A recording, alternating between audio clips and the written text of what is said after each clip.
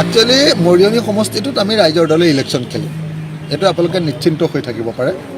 আৰু ৰাইজৰ দলে নিৰ্বাচন খেলিম কাৰণে আমাৰ মাজত বহুত ধৰণৰ চিন্তা হৈ আছে।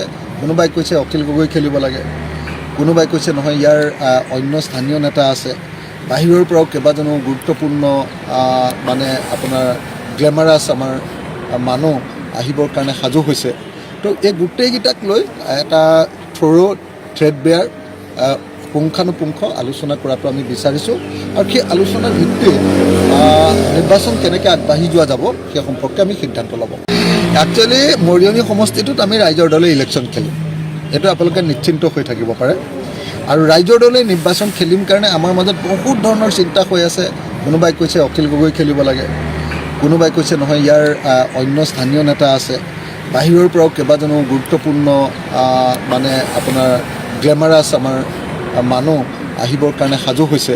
তো এই গোটেইকেইটাক লৈ এটা থ্ৰেডবেয়াৰ পুংখানুপুংখ আলোচনা কৰাটো আমি বিচাৰিছোঁ।